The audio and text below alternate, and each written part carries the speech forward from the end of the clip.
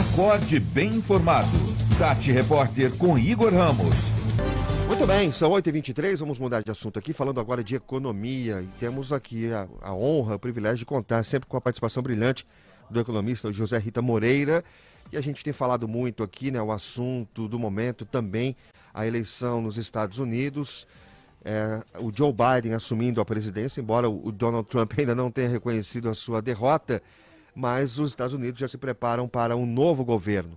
E esse novo governo, que tipo de impacto pode trazer para a economia mundial e para a economia nacional, né? E é sobre esse assunto que nós vamos conversar com o José Rita Moreira, economista, estudioso, acompanhando toda a movimentação do mercado. E, é claro, a geopolítica, ela movimenta também, obviamente, todo o mercado financeiro. Bom dia, José Rita. Prazer tê-lo aqui mais uma vez. É sempre um privilégio, um prazer conversar contigo. Tudo bem? Bom dia, muito obrigado pela oportunidade aí. Estamos bem aqui. Você me ouve bem, não? Opa, tá só um pouquinho baixinho, mas a gente consegue dar um ganho aqui. Tá um pouquinho baixo, mas... E agora, enfim, melhorou?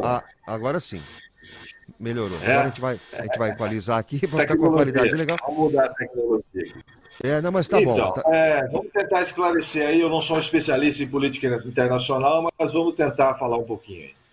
Pois é, José Rita, nesse cenário novo, né, que a gente tem acompanhado, esse cenário geopolítico, né, a eleição dos Estados Unidos, que chama a atenção do mundo pela importância dos Estados Unidos, que tipo de impacto nós poderemos ter aqui? A gente observou nos últimos meses uma desvalorização muito grande da moeda brasileira, né? Uma das moedas mais desvalorizadas no momento da pandemia. Essa mudança no quadro político dos Estados Unidos pode ter algum reflexo no câmbio, enfim, ou são coisas que estão totalmente desconectadas nesse momento? Eu entendo o seguinte: o mercado não gosta de insegurança, não gosta de dúvidas. Então, tudo que provoca dúvida, existe uma fuga dos capitais aí para o dólar, por exemplo, que aí o dólar sobe, para o ouro, que o ouro subiu bastante, e outras aplicações como essa. A chegada do Biden, na minha opinião, não que seja muito melhor, mas pelo menos ele transmite um pouco mais de segurança. Não é um louco que nem o Trump, que ninguém sabia direito o que ele faria. Esses primeiros dias de novembro, você viu que o mercado do mundo todo já repercutiu positivamente essa eleição. Tanto é que a Bolsa no Brasil, só em novembro agora, já subiu quase 12%. Tá? O dólar está despencando aí, já caiu bastante, está na faixa de 5,15 aí, eu tenho uma ideia. E isso é um reflexo justamente de uma pseudo-sensação de segurança que se está tendo, tá? Pelo menos com o discurso que foi feito até agora. Tá? Mas trazendo isso para uma realidade regional aqui, eu entendo o seguinte, principalmente no agronegócio, que aqui na nossa região é muito forte, tá? Eu não vejo problemas nesse sentido. Acho que, aliás, no curto prazo nada deve mudar, porque ele vai levar um tempo ainda para poder se adequar ao que está acontecendo, resolver os problemas internos, e depois vai tomar alguma medida em termos mundiais. Mas continuamos sendo o celeiro agrícola do mundo. Somos grandes produtores. Aliás, os nossos produtores aqui de agronegócio já fecharam contratos para 2021, tá? Com o dólar alto, que é um bom negócio. Fecharam até demais, né? Com o risco até de ter um desabastecimento local, até que pelo volume que venderam. Mas acho que é possível contornar isso. E o Brasil levou vantagem na guerra comercial entre Estados Unidos e China, e a China passou a priorizar as compras do Brasil, e isso foi muito bom. Então nós tivemos um ganho expressivo aí no volume de vendas, que é o principal parceiro comercial nosso. E o que se comenta é o seguinte: será que agora ele vai andar de braços dados com a China, o Biden, e com isso vai prejudicar as exportações do Brasil? Eu vejo que não. Até porque não há outros locais no mundo privilegiados como o Brasil, em termos de tecnologia, de área, de produtos de alta qualidade. Então nós devemos seguir vendendo bem os nossos produtos aqui.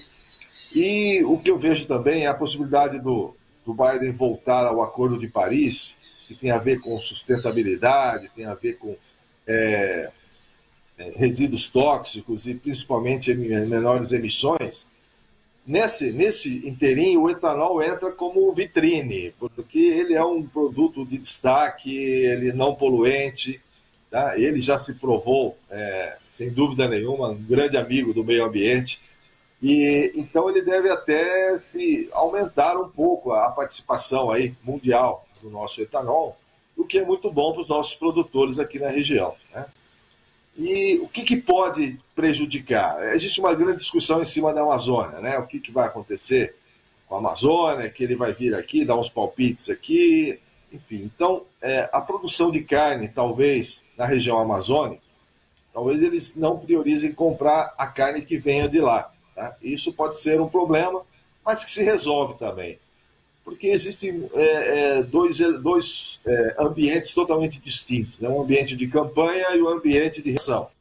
Nós tivemos essa experiência aqui no Brasil, quando o Bolsonaro foi eleito, achando que não dependia da Câmara nem do Senado, que ia fazer o que quisesse, e ele viu que não é bem assim. E uma grande vantagem também que entra nesse cenário todo é que os democratas não conseguiram fazer maioria no Senado. Isso é muito importante. Significa que não são todas as ideias ou os projetos que vão do Biden para o Senado que vão ter uma aprovação natural. Não. Então, isso é bom. É interessante que tenha essa discussão, né, de pontos de vista diferentes, de negociação, para poder ficar melhor para todos. Então, eu não vejo problema nesse sentido. Acho que nós não temos que nos preocupar. Acho que o mercado está vendo com muito bons olhos. E quando a gente fala que bolsa está subindo, pode ser uma coisa distante da maioria das pessoas, mas não. Significa que as empresas estão bombando, que esse dinheiro vai para as empresas. Então, isso vai gerar emprego, vai gerar renda, vai gerar impostos, e isso é muito bom. As últimas experiências que se tem visto de crescimento econômico do Brasil, independente do que acontece na política, é expressivo, né? O volume de retomada de emprego, os juros lá embaixo, um capital muito grande sendo colocado à disposição aí para financiamento imobiliário, para financiamento de micros e pequenas, ou mesmo financiamentos de CAPEX, que são máquinas e equipamentos. Isso está muito forte. Então, eu vejo um entusiasmo aí no mercado, que quase que a eleição do Biden passa em paralelo. O importante é que ela não prejudique, e eu acho que não vai prejudicar, em alguns pontos até facilitar, Igor.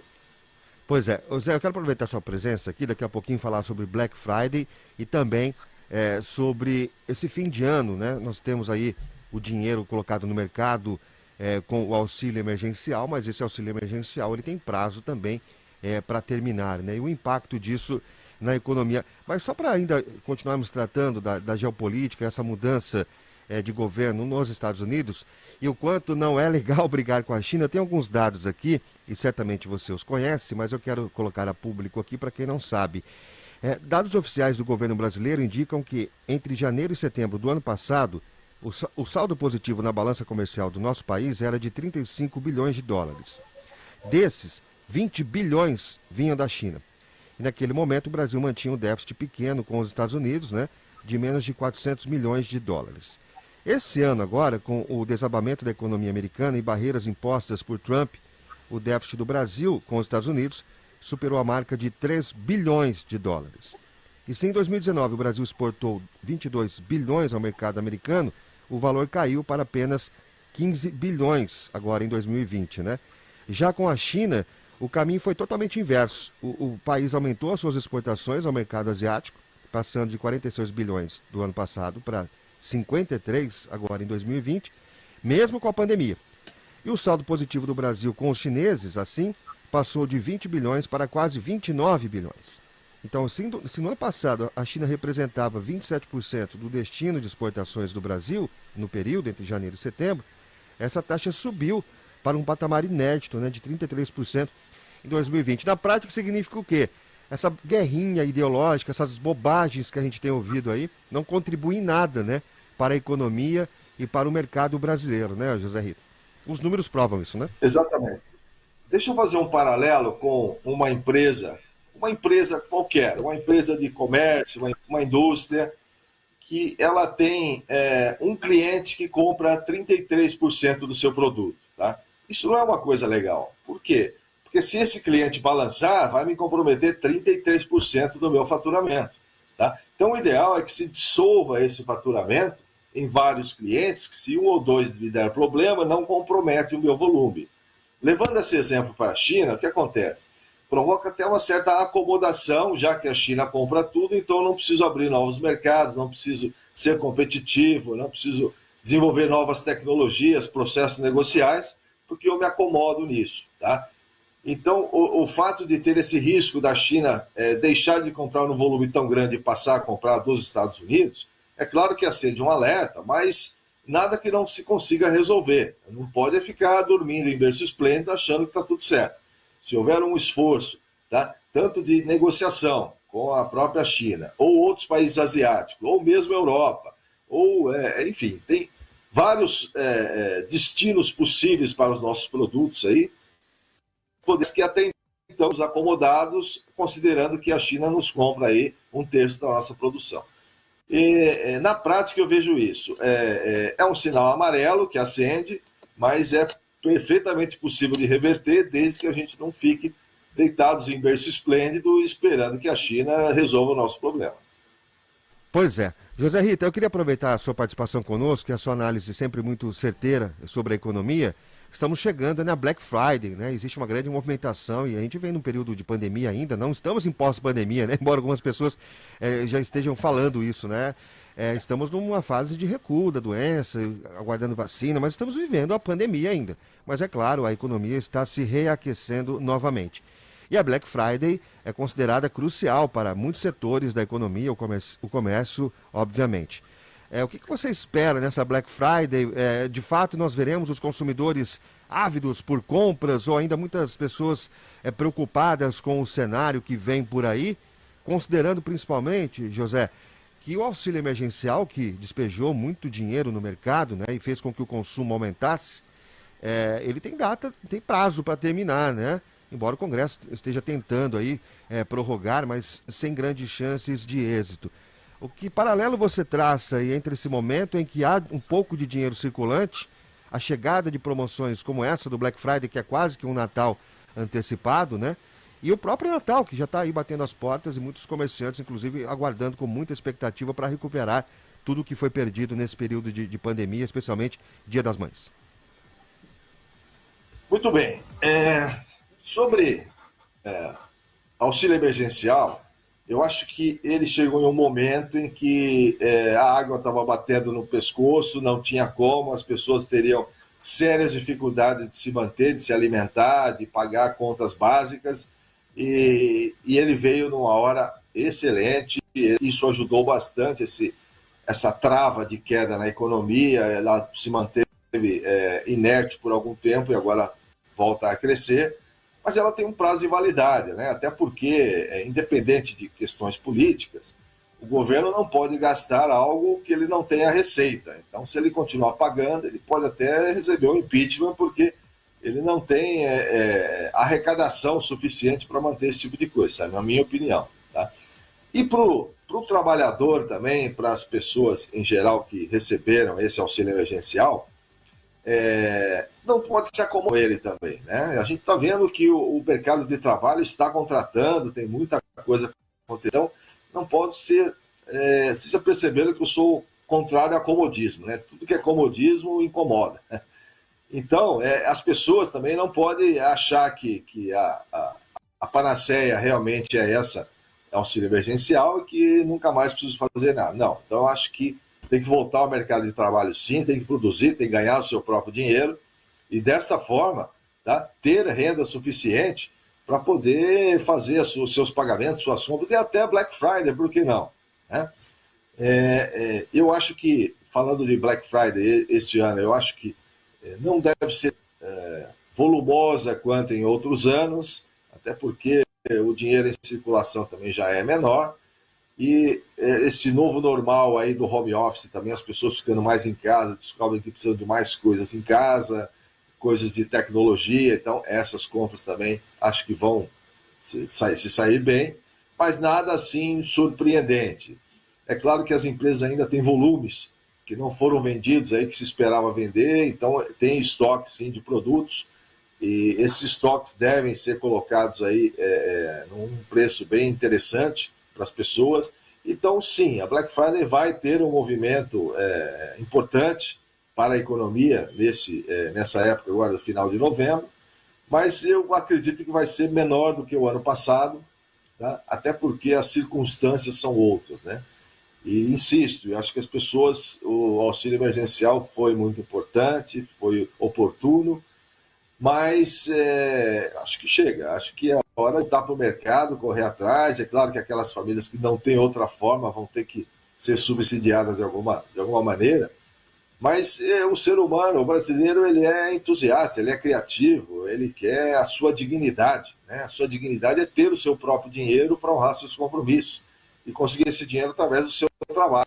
É isso. Então nós temos que nos preocupar, na minha opinião, com trabalho, com dignidade das pessoas. O auxílio emergencial entra como um paralelo momentâneo, resolver um problema pontual que, na minha opinião, também já está na hora de começar a reverter isso aí. Tá bom, Lincoln?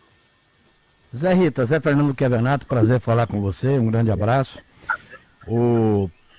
Eu queria, antes do Black Friday, antes do Natal, nós teremos as eleições, né? As eleições municipais que a gente sabe, e a gente costuma até falar que ano par é um ano que movimenta muito dinheiro, porque todo ano par no Brasil é um ano eleitoral.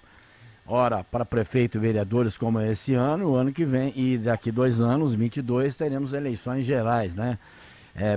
Governadores, presidentes, senadores, deputados, etc, etc, etc. Dos 8 candidatos em Ribeirão Preto, 2 estão na cola aí, um já foi impugnado, de qual o risco de outro ser impugnado, 50% deles, ou seja, 4 candidatos, falam abertamente, 2 falam da criação de um banco popular, que financiaria empréstimos sem custeio ao cidadão comum, a gente que queria esse tipo de coisa. E outros 2 candidatos falam da criação de uma moeda tupiniquim, uma moeda local, uma moeda bem ribeirão-pretana, que daria maior poder de aquisição, maior poder de compra, maior poder em volume de dinheiro, de valoração do dinheiro no comércio local. Você que entende dessa área, você que mexe com esse riscado que é esse complexo mundo da economia, isso é possível? A gente leva isso na conta das promessas eternas, das vitalícias promessas que a gente conhece em época de eleição, Zé? Zé, prazer falar contigo aí, faz tempo que a gente não se vê aí, eu tenho te acompanhado, parabéns pelo teu trabalho aí, tá? Obrigado. Sempre bom estar contigo aí. Então, eu acho que a prática, vou dar um exemplo para você. Nós tentamos a nota fiscal ribeirão-pretana, porque tinha a nota fiscal paulista, e vamos provar que podemos manter recursos aqui no município através da nota fiscal ribeirão-pretana. Não virou nada, tá? O banco que vai emprestar a custo zero, por exemplo, de juros e parcelar isso, tá? Esse dinheiro tem que vir de algum lugar, entendeu? Então, eu acho que até possível de acontecer, mas não vai ser uma coisa assim intensa, até porque eu entendo que as pessoas, realmente, os empreendedores, aqueles que querem trabalhar, eles precisam só de um estímulo inicial. Esse banco pode até ser esse estímulo inicial para ele começar o seu negócio. Mas ele vai ter que pensar que vai ter que fazer os pagamentos, ele tem que ter uma certa carência para poder começar a pagar, né? E principalmente, né, de onde viria esse dinheiro. É o princípio do Banco Mundial, né? Aliás, do FMI. Né? O FMI ele pega dinheiro de vários países, ele forma lá um lote gigante e depois ele sai distribuindo, mas há uma cobrança ostensiva, uma cobrança intensa, exigindo regras políticas e sociais mais fortes dos países e tal. Então essa é uma coisa ruim que acontece a partir do dinheiro vindo, por exemplo, do FMI. Agora, trazendo para uma realidade local, eu tenho dúvida se vai funcionar, viu, Zé? Sincero, porque com as taxas de juros aí a 2% ao ano, o que os bancos precisam para emprestar dinheiro? Eles precisam de um troço chamado garantia real. O que é garantia real? Eu vou pegar um empréstimo e vou dar o meu carro como garantia. Se eu não pagar, eles pegam o meu carro. Pronto. Tem uma garantia real, o juro vai lá embaixo. Eu vou, sei lá, hipotecar minha casa para um empréstimo que eu vou fazer, e se eu não conseguir pagar, eles pegam a minha casa. Pronto, aí o juro também vai lá embaixo.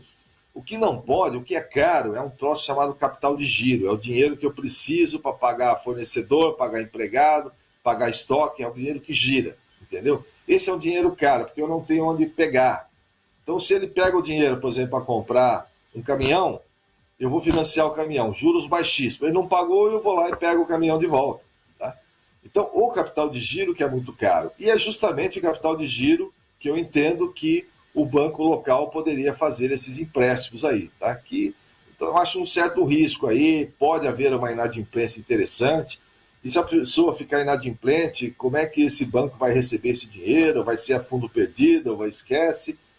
Precisaria conhecer um pouco melhor, José, para poder emitir uma opinião e poder falar com segurança. Mas, a princípio, a ideia pode até ser boa, mas eu não vejo muito sucesso nela, não. Até porque nenhum deles fala de onde vem esse lastro, né? Nós temos que ter um lastro para montar um banco. Como é que a gente vai montar um banco a partir do nada, né? Exatamente. A gente tem que ter um lastro, tem que ter uma formalidade, tem que ter registro no Banco Central, tem que ter, se for um banco cooperativo, por exemplo, é um outro segmento, você tem que ir atrás. Enfim, então tem que ter a fundamentação e principalmente é isso, né? O lastro, o funding, tá? De onde vem esse dinheiro? E esse dinheiro, com certeza, se eu for emprestá-lo a custo zero, então já vou ter uma depreciação desse dinheiro ao longo do tempo, porque ele vai ficar cada vez menor. Né? Porque se eu não estou remunerando o juro, então, com certeza, o poder de compra desse volume que eu vou ter vai ser cada vez menor. É um risco e precisaria, como eu disse, ter mais sustentação no que está sendo projetado aí, talvez um juro simbólico, juro igual a Selic 2% ao ano, uma coisa parecida aí para pelo menos manter o poder de compra do dinheiro. Valeu, Zé. Um grande abraço para você, prazer em vê-lo. Você também faz parte dos nossos convidados de domingo. Se você estiver votando em Ribeirão Preto, eu vou achar um horário para a gente bater papo aqui na transmissão que a gente vai fazer durante o dia todo, tá ok? Obrigado, Zé. Eu gosto de ver lá a bancada lá em pé bonitão também. Você tá muito bem, hein, cara? Parabéns. Obrigado, Zé. Grande abraço. Bondade do amigo. Um abraço, José Rita. Um grande abraço. Um abraço para você também. Até a próxima participação aqui. Muito obrigado. Sempre conosco, muito solícito, José Rita Moreira, economista, analisando o momento do mercado brasileiro.